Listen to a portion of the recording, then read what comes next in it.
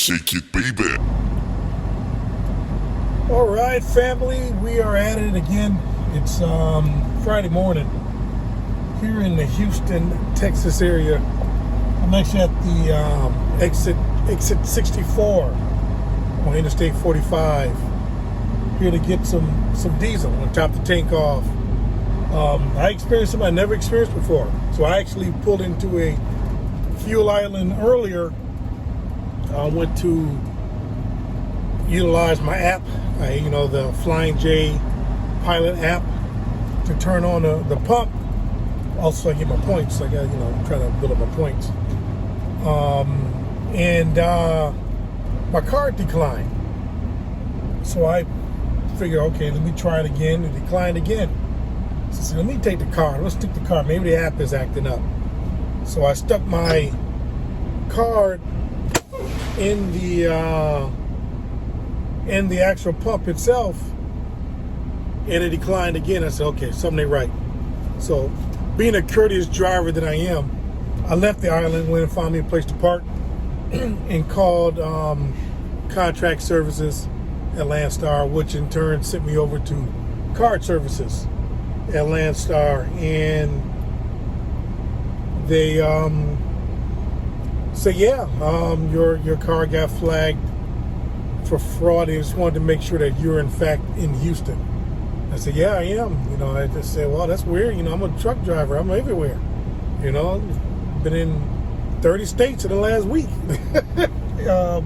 She said, no, it's been a lot of fraud going on, and Texas is a hot spot. So that was interesting to experience that, because I know I have plenty of money on my card, and for a decline, it just didn't make any sense to me. So that's good. Protect the card, because actually I have been a victim of fraud with a fuel card with our bus company. Our buses have never even been to Arizona, and we bought like $6,000 worth of diesel in Arizona over so many days. And that carrier, that car company, did not flag anything, did not stop it, did not seem suspicious at all. They weren't even putting the right unit numbers in. The mileage that they were putting in didn't match up with our unit's mileage. All the flags were there and nothing triggered. And we had to go through a whole bunch of rigmarole to get that reversed. So, we use Comdata with our other fuel card, but with our bus company, but we use a separate card for our cars, our company vehicles. And that was a card that was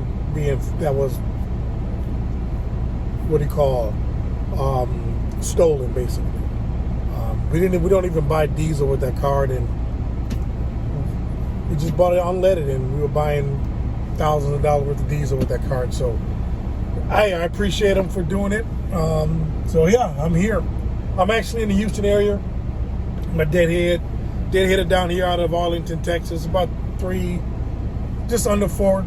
hours and 41 minutes. I'm like 23 minutes from where I'm loading at. My appointment time is until 2. It's 11:30. Thought I'd get a little diesel, and then make myself a little lunch. Then I'm gonna mosey on down there. Probably get there about 1 o'clock. See if I can get loaded. And I'm not in any rush. I got plenty of time to get to where I'm going. As long as I can get out of here at a decent time. I'm up against the 14, which I have until about 8 o'clock tonight. So I'm good. I'm not going to run long. We'll get some place and park, so I can give me a place to park. And then we're going to mosey on down the road. But so far, so good. Everything is going real smooth. I saw an autonomous truck today at the rest area. 2 drivers in it. One guy was monitoring the computer. The other guy was in the seat monitoring the driving. And I asked him the question I've been waiting to ask anyone that was dealing with a self-driving truck. I said, has this thing ever made you feel like you were about to die? And he said, yes. I said, okay, that's all I need to hear. He said they're in the testing stages of it. They've been testing it for about 2 years. He said if you ever go down 45, you'll see a lot of them going up and down 45.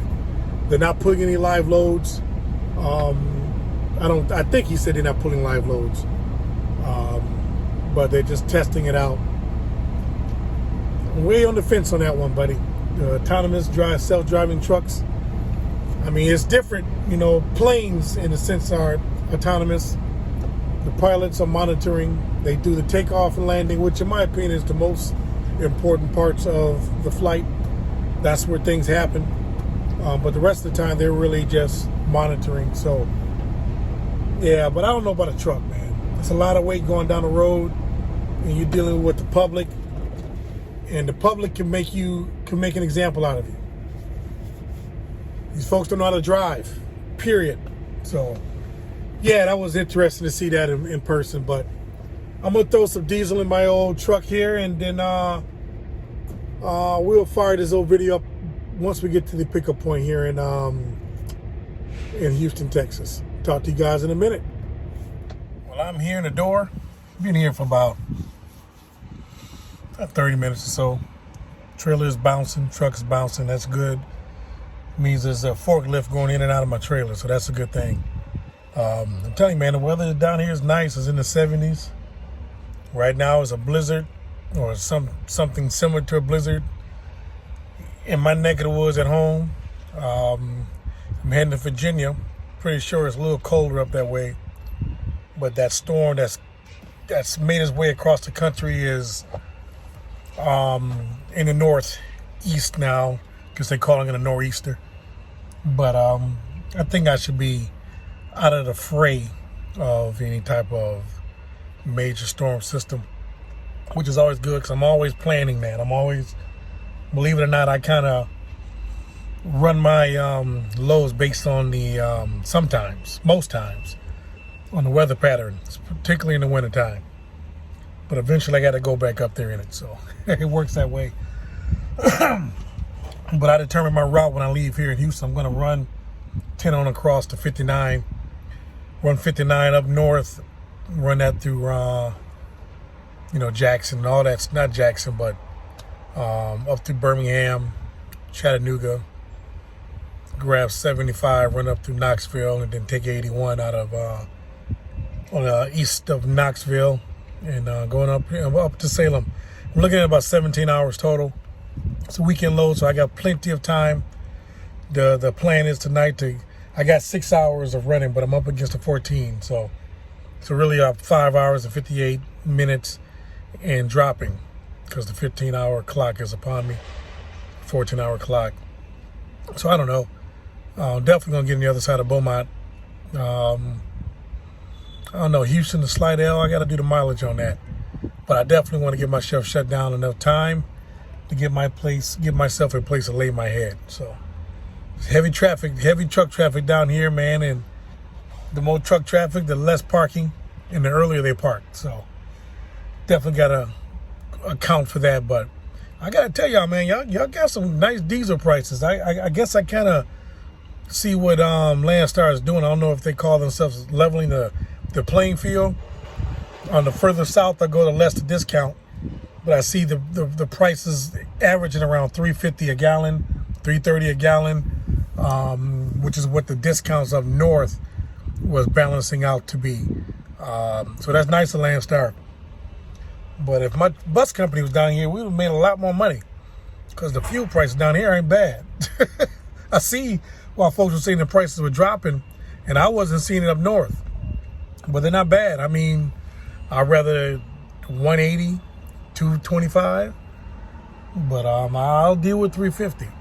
It's better than 5. Always better than 5.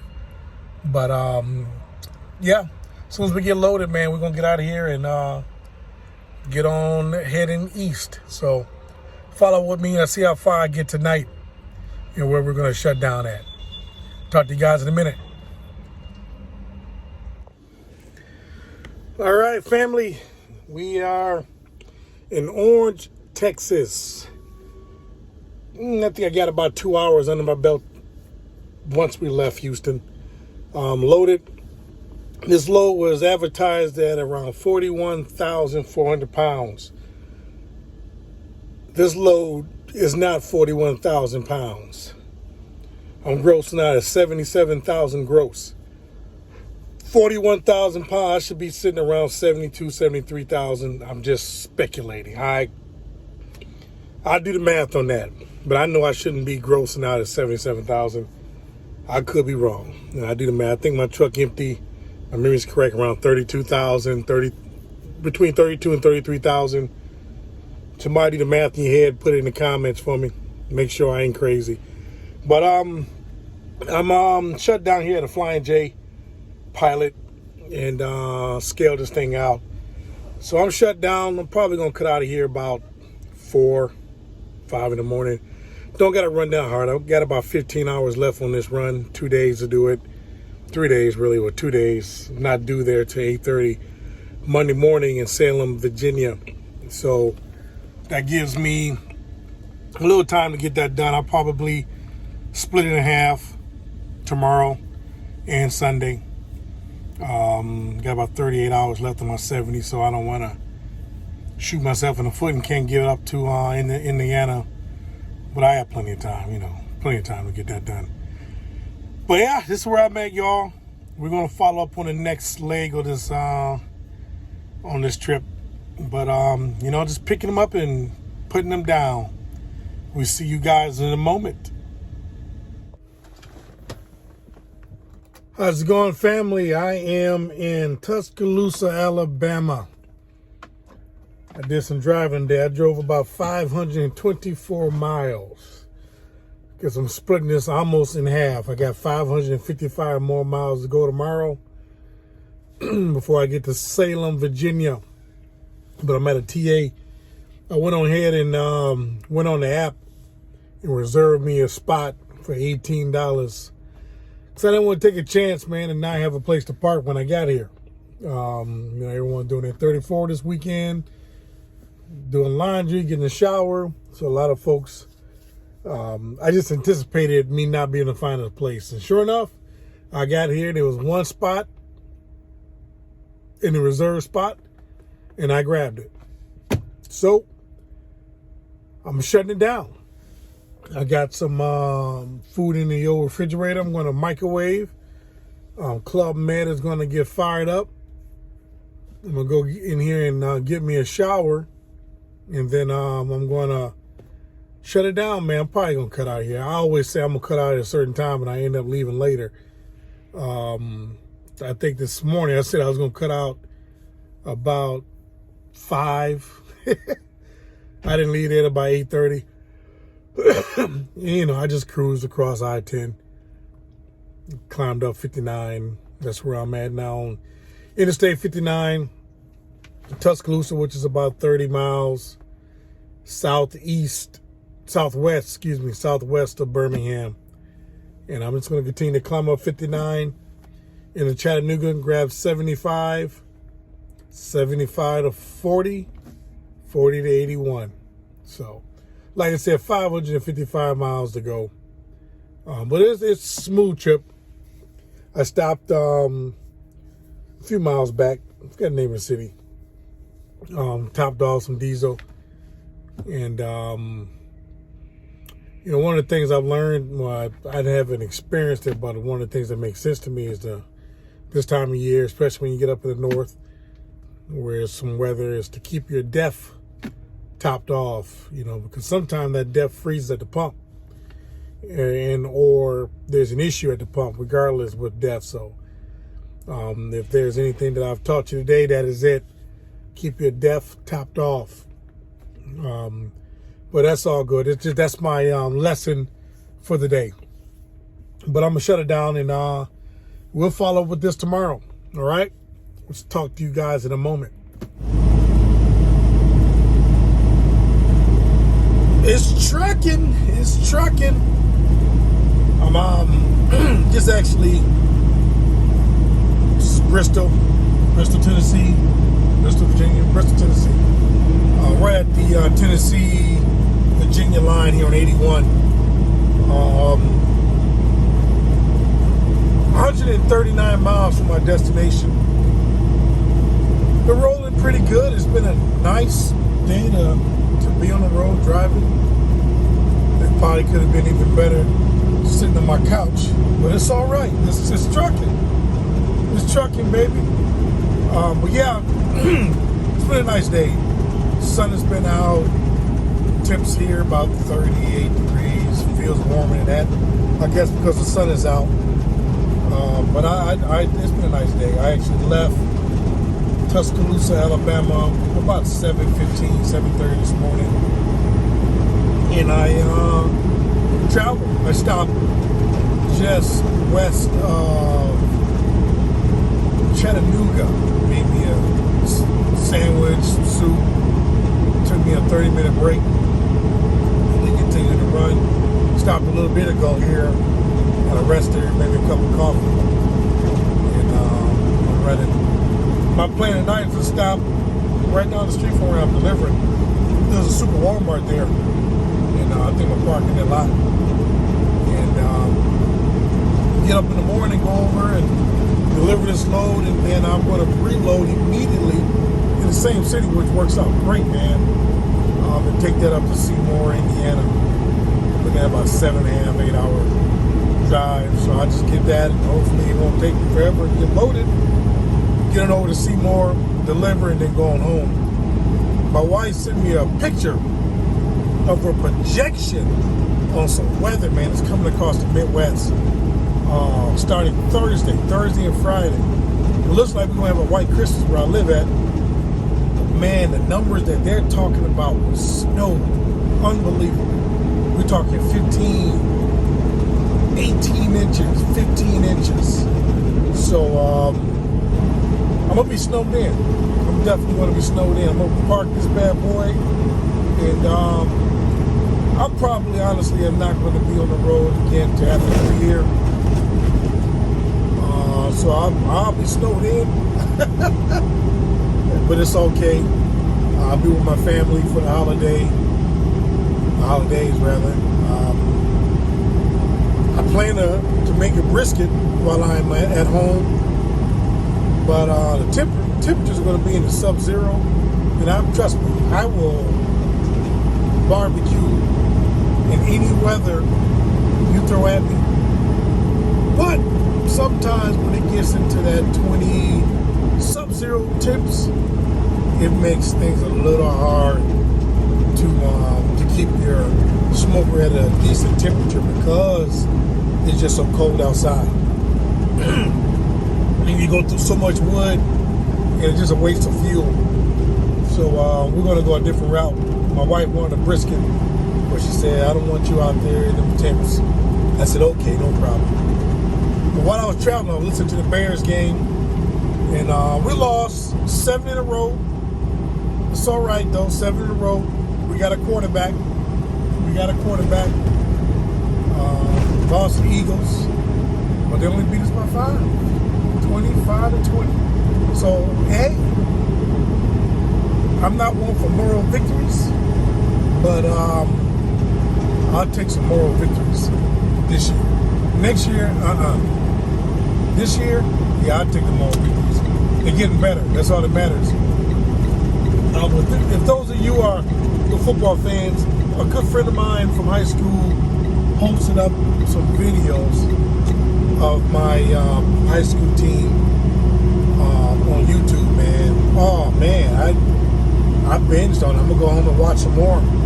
But if you ever get a chance, if you want to see what I used to do, I ain't nobody, but if you want to see that, the name of my friend's page is ETHS by Hill.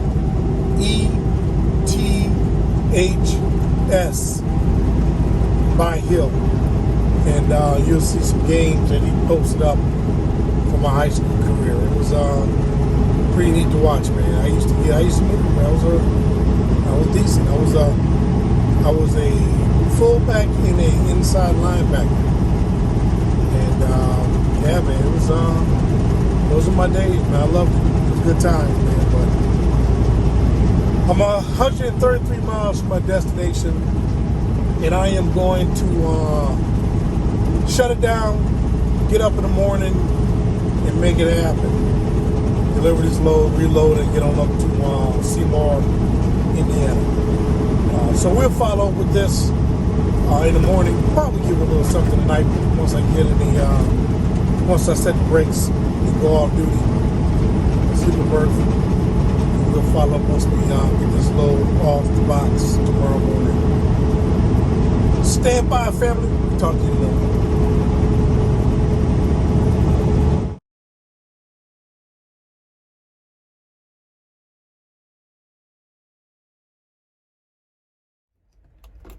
Good morning, family. So I am getting empty. It's 9:07. I had to show you a little clip of the mountains. I'm here just outside of Roanoke, basically. It's basically Roanoke, Virginia. But Salem is the actual geographical location. It's Salem, Virginia. After I was looking at my paperwork last night or my Connect, just to kind of plan out my day today, I said, man, what is the chances that I'm getting reloaded in the same place, right? It's a small town. It ain't that many places I can be getting loaded at, and I'm in the same location. So I said, let me look at it real quick. You know, I know I'm coming from Salem, but I didn't, look at the actual shipper. I looked at it, and sure enough, I'm being reloaded at the same location. But of course, there's got to be a wrinkle, right? Of course, I get to the location that I delivered this morning, which the address was 27 Mill Street. I get there. They said, oh, yeah, you got to go to our other location. Of course. So got back in the truck and drove over to the other location, like 2.5 miles away. So I'm here now. So I said, let me ask the guy if my load is coming out of here. Guess where the other load's coming out of? The other location. So, of course, it can't be that easy, right? It can't be that easy. So that's what I'm doing today. I ain't showed y'all my my Landstar hat. Look at this. Landstar hat with a light that works. Yeah, it's pretty neat. So I had to grab my flashlight, just hit the little button, looks at, shines, whatever I'm looking at. They sent this to me, I guess, for Christmas.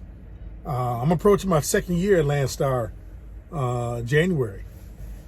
Next month will be 2 years here. And I got to say, I like it. I've enjoyed it. I'll do a 2-year review in January. Be honest with you, I didn't do that much last year. But I don't know, I ain't gonna say the number just yet. I gotta look at it. Kind of half buttoning around, but I still made a little money. It's all good. Like to keep the truck rolling. But once I get empty here, I'm gonna shoot back over to the other location. My appointment isn't until 2 o'clock this afternoon, but maybe they'll be gracious. The guy said, if it's here, if it's not that many people here, we'll get you loaded. I said, okay, that sounds great. I just want to get over these hills before the night. My appointment is until 9 o'clock tomorrow night. I looked at that. I thought it was earlier. I think it got switched on me, to be honest with you. But it's 9 o'clock tomorrow night in Seymour. I was, if I could get out of here before, 3, that would be great. Gives me a couple hours to get through the hills. But be honest with you, man, I haven't gone through West Virginia in a while. That's for a reason. I just don't like West Virginia. I mean, not the people. I love the people. The people are great. I don't like dealing with all them hills. Simple as that.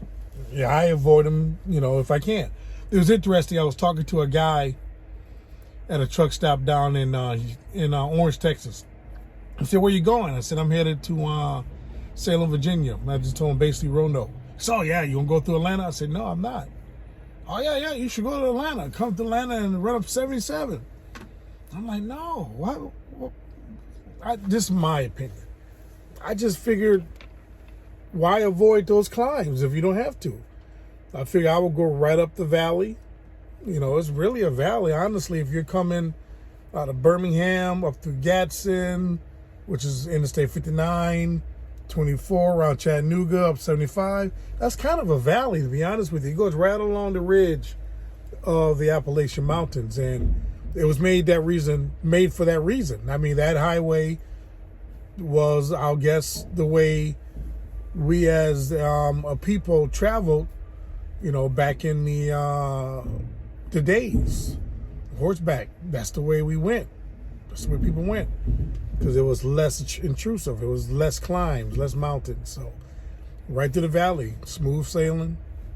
A few miles wasn't that great, but it was better than what I'm about to deal with today. And that is going over this ridge into West Virginia. Not a big fan of it, but it's better than going way out of route just to avoid some hills. So you're gonna just gotta do what you gotta do.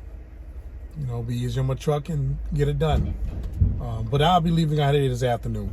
Load it, get up the way, and then see how far I can get. I'm looking at a 7.5, might just say 8-hour journey over to Seymour, but I got plenty of time to do it. So that is the plan. But yeah, I'm getting empty now, and we'll wrap this one up. I just got to say this. I witnessed a guy, a young man, I feel sorry for him, had a load of bleach, spray bleach, like some no-name spray. Yeah, sorry about that. My phone was glitching. He had some no-name bleach on, and he got a load at the same place I did down in Houston. And it looks like the load was shrink wrapped. I actually put a strap on mine just to make sure it didn't tip over. He didn't have anything on his load to secure it. I mean, a whole pallet, back third of the trailer, man. Back probably like a pallet's width from the door, load just collapsed on itself. And he had stuff everywhere. Sorry about that, family. I saw smoke. I got my Robosco heater on, my bunk heater, and I saw smoke. I'm like, hey, what is that? But everything's all right. But it looked like maybe some of one of the containers or one of the boxes collapsed on itself, and the bleach burst, and it destroyed the integrity of all the boxes because they got wet, and it just collapsed on itself. So he was backing in earlier, like he was having a little difficulty. I said, you need any help? He said, no, I'm good. In actuality, he needed to slide his tandems up because it was a kind of a decline, and his DOT bumper was touching the ground. And I shared with him, saying, man, you got to slide your tandems back a little bit to kind of get that DOT bumper up. And he said, I got it. I said, okay, no worries, no worries. So finally, he did come back to me and said he wanted some help. I said, what you need help with? My load collapsed, and I need some help piling it back up. I said, all right, let me go and see what you got. And man, I wish I'd taken a picture of it. And I looked at it, and I said, man, you can't stack this stuff back up. This is an insurance claim. This is going to be a freight claim, basically. This is an insurance situation. These boxes are all crumbled on themselves, and you're not going to be able to get this load restacked, brother. You got a problem on your hand, basically. So he went on about his way, and I hope everything works out for the young man, and he's able to get that situation resolved. But I always say this: when in doubt, put a strap or a load bar on that load if you can. Rather be safe than sorry. I'm assuming something collapsed. It could have been the fact that the load wasn't strapped or locked in, and it moved. And of course, then obviously the containers broke and burst, and you got a big mess. So if I don't teach you anything today, when in doubt, put a bar back there just to keep it, make sure it doesn't go anywhere. So that load is done, and I'm actually waiting to get reloaded. So you guys stay great, and we will follow up on the next one. Be safe.